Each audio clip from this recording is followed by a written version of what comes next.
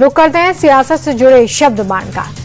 नरेंद्र मोदी ने अपने एक फैसले से सियासी दुश्मनों को फिर से चारों खाने चित कर दिया है।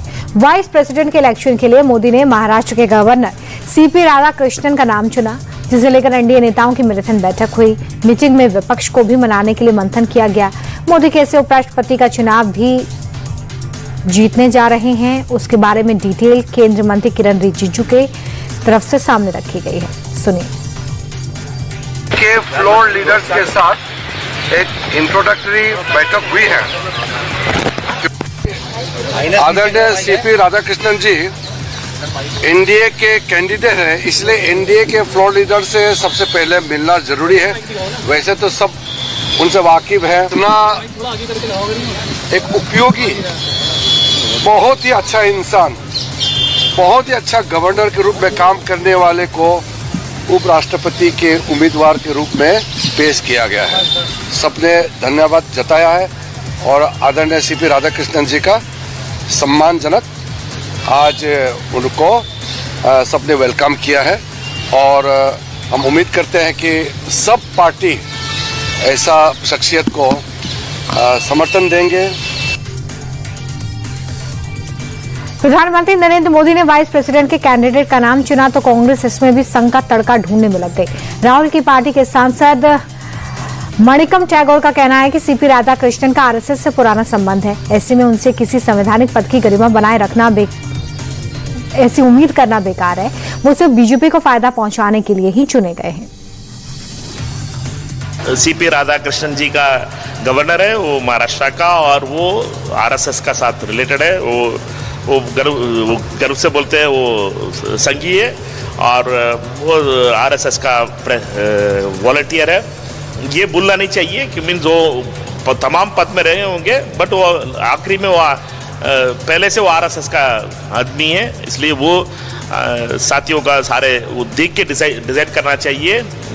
एक आरएसएस का आदमी उपाध्यक्ष का पद में बहुत साल का बाद बैठने के लिए कोशिश हो रहा है।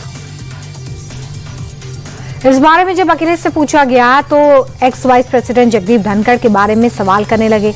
अखिलेश का कहना है कि बीजेपी में चुनाव साधने के लिए कैंडिडेट को मैदान में उतारती है, मगर बेहतर होगा वो नए उम्मीदवार से पहले धनखड़ की सेहत पर अपडेट साझा करें। आपसे कहना वो जो हमारे प्रेसिडेंट थे पुराने वाले, वो कहाँ हैं?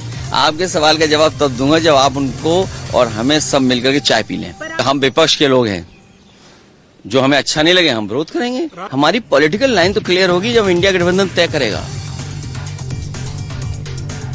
वाइस प्रेसिडेंट के इलेक्शन को लेकर विपक्ष के भी नेता एकजुट हैं।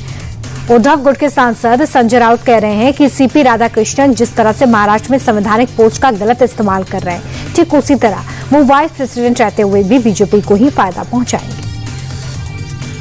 सीपी राधाकृष्णन जी महाराष्ट्र के जरूर राज्यपाल हैं। 1 साल से वो महाराष्ट्र की गवर्नर की कमान संभाल रहे हैं। बहुत ही बैलेंस पर्सनालिटी है। तमिलनाडु से आते हैं। तमिलनाडु में भारतीय जनता पार्टी का प्रभाव बढ़ाने के लिए राधाकृष्णन जी ने मेहनत की है। वहाँ के पार्टी के प्रेसिडेंट रहे। आरएसएस जनसंघ के साथ उनका रिश्ता है, जनसंघ के साथ काम किया है।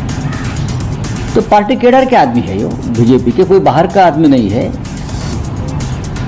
तो अगर पार्टी केडर का आदमी इस पद पर बैठा है और जो आरएसएस से जुड़ा है, तो आरएसएस और बीजेपी में उनके नाम पर सहमति हुई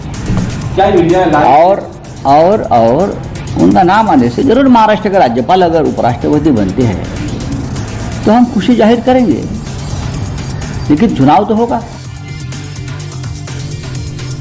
मोदी के सियासी दुश्मनों को जवाब जेडीयू सांसद संजय झा ने दिया। संजय झा ने कहा कि प्रधानमंत्री ने एक बेहद ही अनुभवी शख्स को उपराष्ट्रपति पद के लिए नॉमिनेट किया है। सीपी राधाकृष्णन के पास एक्सपीरियंस की कमी नहीं है और उनसे बेहतर कैंडिडेट फिलहाल कोई हो नहीं सकता था। ये सीपी राधाकृष्णन जी को एनडीए में प्रत्याशी बना है उपराष्ट्रपति के लिए, और ये समावेशी भी है कि दक्षिण भारत से आते हैं, साउथ इंडिया से आते हैं, ओबीसी हैं, पिछड़े वर्ग से आते हैं।